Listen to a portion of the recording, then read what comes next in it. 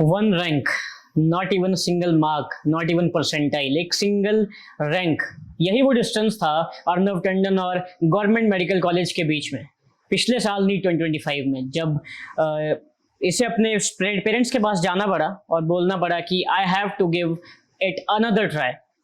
आज हम उस स्टूडेंट के बारे में नहीं बात करें जिसे सब कुछ बहुत आसानी से मिल गया। आज हम उसके बारे में बात कर रहे हैं जिसने अपने ऊपर एक और बिलीफ दिखाया, एक और साल अपने आप को एक मौका दिया, and he proved it. He cracked the neat and scored 577 marks and he will surely get best of the best government medical college this year. तो अर्नव, सबसे पहले आपका वेलकम। एंड ऑनेस्टली हम आपको काउंसलिंग से पहले इसलिए बुलाना चाहते थे क्योंकि यहाँ पे हम कोई स्कोर को सेलिब्रेट करने या गवर्नमेंट मेडिकल कॉलेज को सेलिब्रेट नहीं करना चाहते। हम सेलिब्रेट करने आए हैं आपकी जर्नी को, प्रोसेस को, because you have a very different journey from the normal students. Okay, so आज इस मोमेंट पे आप क्या फील कर रहे हैं? क्या आज आपको थोड़ा रिलीफ है, हैप्पीनेस है, या स्टिल अभी थोड़ा सा डाउट है कि काउंसलिंग में कौन सा मेडिकल कॉलेज मिलेगा, या जो सोचा है आपने वो मिल पाएगा या नहीं मिल पाएगा? सबसे पहले थैंक यू सर। मैं थैंक यू करूँगा पूरी मिनर्वा फैमिली का, टीचर्स का और मेरे पेरेंट्स का, जिन्होंने पूरे जर्नी में मेरा साथ दिया। और बात करूँ हैप्पीनेस की, रिलीफ की, तो अब एट लास्ट एब्सोल्यूट रिलीफ आ गया है।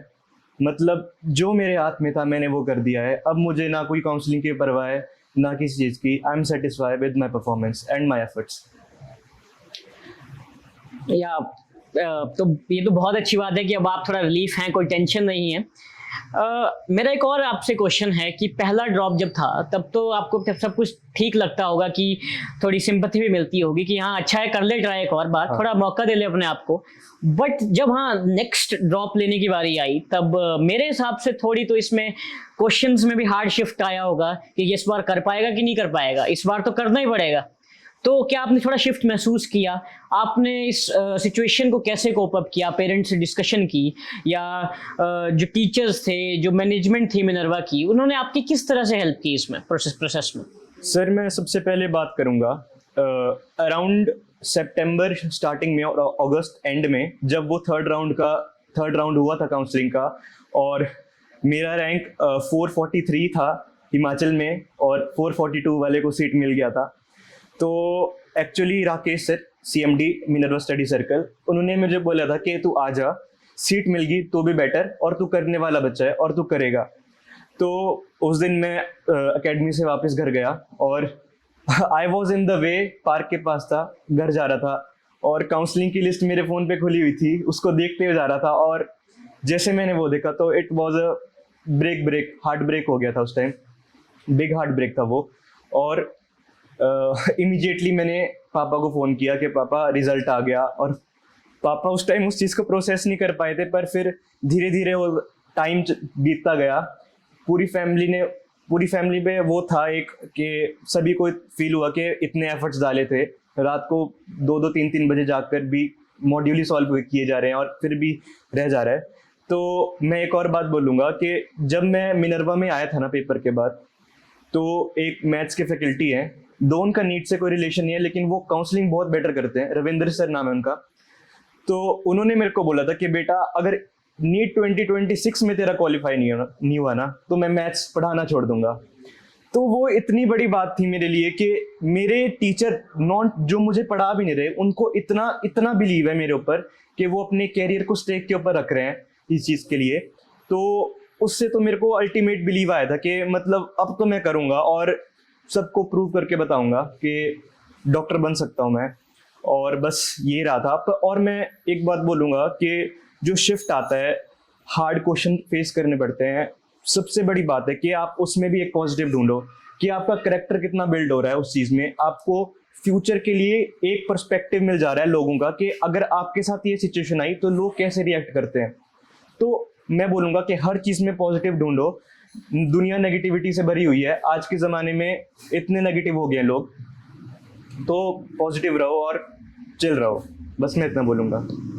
Very impressive point from Arnav Tandon कि आपको पॉजिटिविटी देखनी है किसी भी नेगेटिव पॉइंट पे, कि आप अपना करेक्टर बिल्ड करते हैं उस टाइम। आप एक डॉक्टर बनने जा रहे हैं, डॉक्टर बनने के लिए आप एक तैयारी में के लिए बैठे हैं, और जब आप डॉक्टर बन जाएंगे तो आपको वैसा करेक्टर आपके अंदर बिल्ड इन होना चाहिए।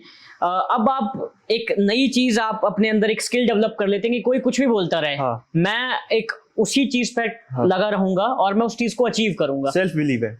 यार मेरा एक और आपसे क्वेश्चन है कि जैसे बहुत से बच्चे बहुत चीज़ें सुनते हैं, बहुत लोग टॉपर्स की टॉक सुनते हैं, जो बच्चे ने कुछ अचीव किया होता है, बड़ा इम्प्रूव किया होता है, तो उसकी बातें सुनते हैं, तो सारी अपनी अपनी फिलॉसफीज देते हैं। तो मैं आपका थोड़ा सा पॉइंट इस पर जानना चाहूँगा कि इन दो फिलॉसफीज मेनली दिखती हैं सब जगह पे, और वो फिलॉसफी या तो होती है कि आप अपने एनसीईआरटी को फोकस डालो उस पर, अपने फंडामेंटल्स को स्ट्रांग बनाओ।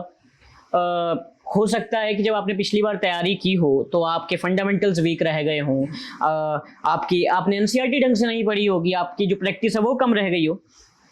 एक और इसमें फिलॉसफी आती है कि आपने जब ड्रॉप किया, या आपने +1 के बाद ड्रॉप किया, या आपने एक और ड्रॉप लिया अपने पाथ में, तो उसमें एक और रहता है कि आप इतना पढ़ चुके हैं तो आपने एनसीईआरटी और फंडामेंटल्स पे तो फोकस कर ही लिया है, तो आप अब प्रैक्टिस और मॉक पेपर्स ही दो, तो और सारा का सारा टाइम उसी पे दो। तो आपने इस चीज़ को कैसे अंडरस्टैंड किया कि क्या आप में गैप रहा जब आपने पहला ड्रॉप लिया, तब आपने क्या मिस कर दिया था, या जब आपने अगला ड्रॉप इस बार आपने ड्रॉप लिया था तो आपने क्या उस चीज़ में इम्प्रूवमेंट लाया? क्या आपने पूरा का पूरा अपना फंडामेंटल्स को दिया, या आपने पूरा का पूरा अपने प्रैक्टिस को दिया?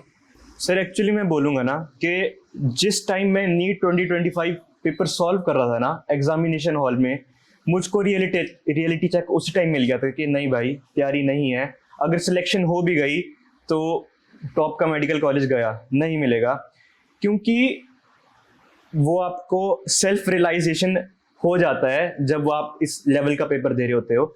और मैं एक चीज़ बोलूँगा कि जो भी बच्चा ना एक रैंक से रह रहा है, 1 मार्क से रह रहा है, 10 मार्क से रह रहा है, 50 मार्क से रह रहा है, आप में कमी है, आप तभी रह रहे हो। इसमें सिंपैथी देने वाली बात थोड़ी कम है, क्योंकि बी साइंटिफिक। अगर ये कॉम्पिटिटिव एग्जाम है, जो बच्चे क्वालिफाई कर गए, जरूरी है कि, और ये ऑब्वियस है कि उन्होंने आपसे ज्यादा ही मेहनत की थी। तो competitive exam is all about कि आप दूसरों से और एक्स्ट्रा क्या कर रहे हो। क्वेश्चन मॉड्यूल सॉल्व तो हर कोई कर लेता है, एक क्वेश्चन को आंसर निकाल दिया, आधे बच्चे रुक गए वहां पे। जो बच्चा उसको और वे में देखेगा कि एक मैंने किया, अगर मैं पेपर में इस लेवल पे सोच ही नहीं पाया तो मैं क्या करूंगा, मैं थोड़ा इजी मेथड देखता हूँ, थोड़ा शॉर्ट मेथड देखता हूँ। तो ये चीज़ें बहुत इंपॉर्टेंट होती हैं। वो आपने थ्योरीज की बात की, तो हाँ मैं मानता हूँ कि फंडामेंटल्स बहुत स्ट्रांग होने चाहिए। आप पेपर में इतना ज़्यादा प्रेशर बन जाता है, बिल्ट हो जाता है कि आपको विदिन 30 और 1 मिनट के अंदर अंदर पूरा क्वेश्चन सॉल्व करना है। तो वो उसके लिए बहुत इंपॉर्टेंट है कि आप प्रिसाइजली क्वेश्चन प्रैक्टिस करो। और मैं थैंक्स करूंगा मिनर्वा के मॉड्यूल्स का कि इतने बहुत अच्छे अच्छे क्वेश्चंस उन्होंने वेरियस बुक से डाले हुए हैं। बाकी बुक्स सॉल्व करने की ज़रूरत नहीं है, बिल्कुल भी ज़रूरत नहीं है।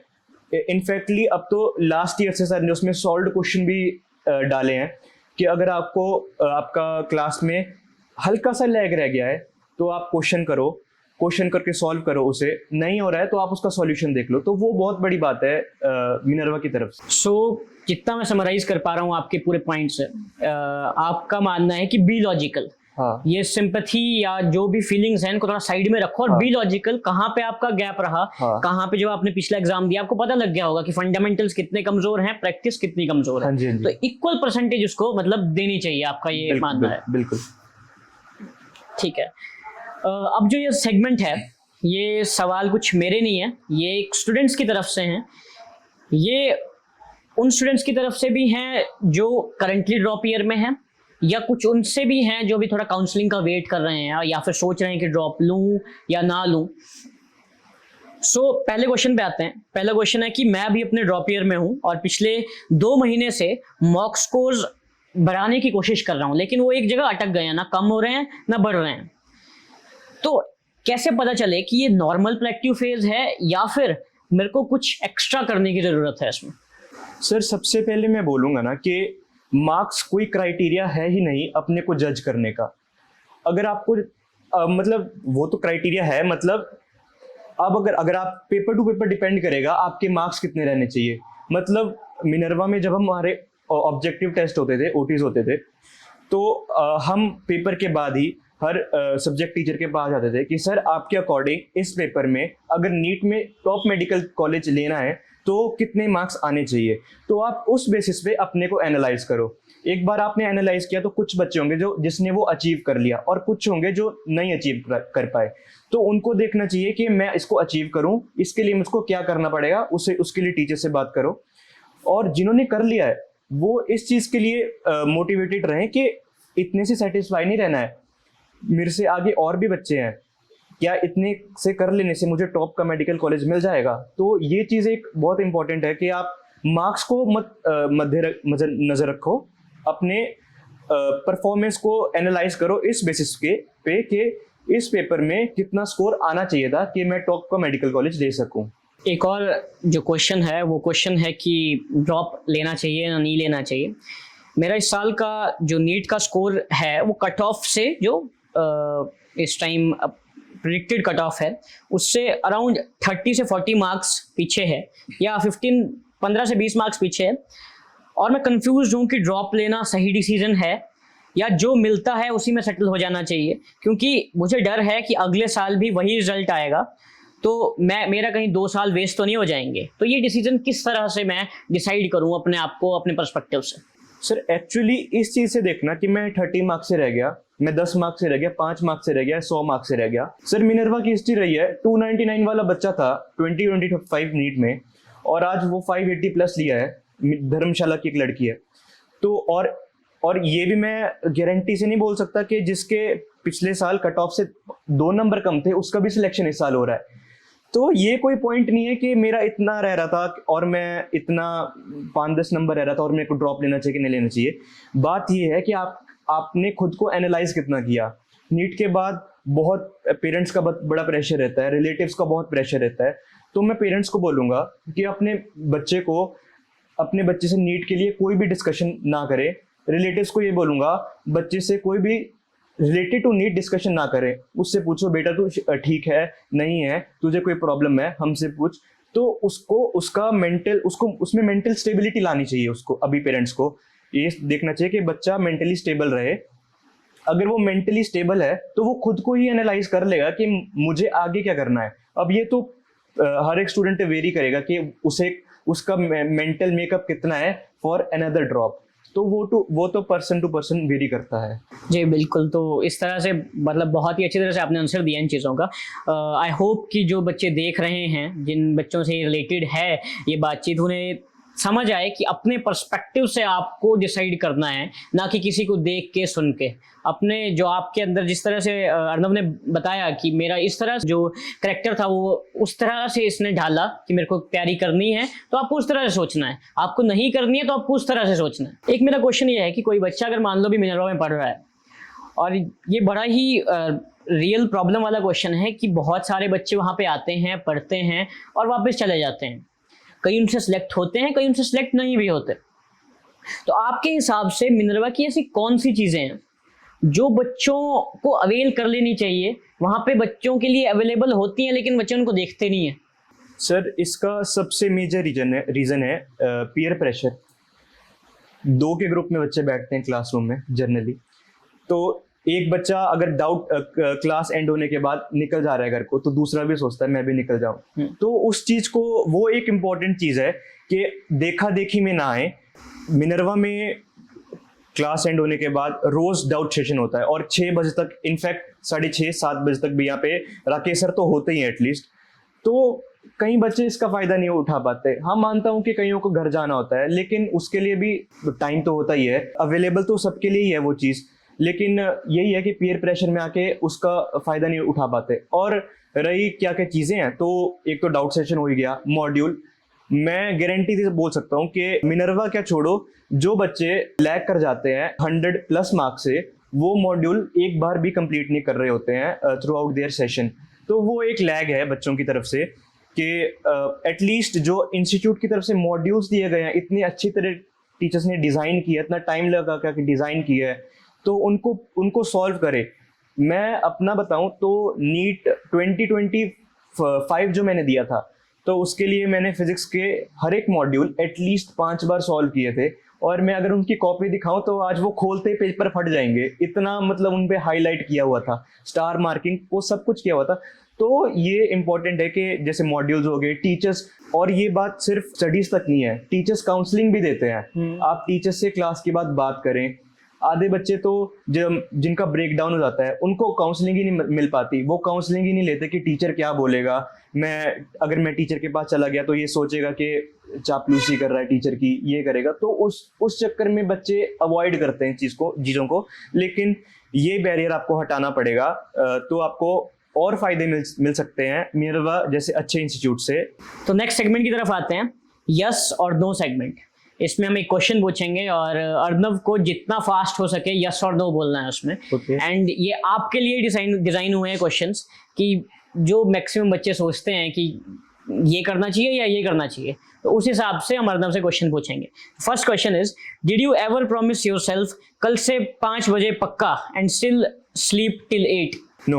Did you miss your preparation days already? Yes. Do you miss our Gumarwing campus? Absolutely yes. Have you ever opened your phone for 5 minutes and ended up wasting an hour? Yes. Have you ever been jealous of someone scoring higher than you? In starting yes, but towards end no. Thank you Arnav for this wonderful discussion, and I hope कि जो बच्चे इस time NEET की preparation के लिए बैठे हैं, थोड़ा प्रेशर होल्ड करके बैठे हैं, उनके लिए थोड़ा सा ये प्रेशर रिलीविंग सेशन रहे। जो आपने जिस तरह से आपने अपना पाथवेज बताए, बच्चे उनको थोड़ा सा फॉलो करें और देखें कि बच्चे किस तरह से उन प्रॉब्लम्स को कोप अप कर सकते हैं और कैसे उनसे निकल सकते हैं। Thank you very much. Thank you very much. Okay Arnav, एक और हमारा एक लास्ट में इसको पूरे डिस्कशन को कंक्लूड करते हैं। I want you to give 3 advice to the students who are right now preparing for the NEET or currently planning to have another attempt to the NEET.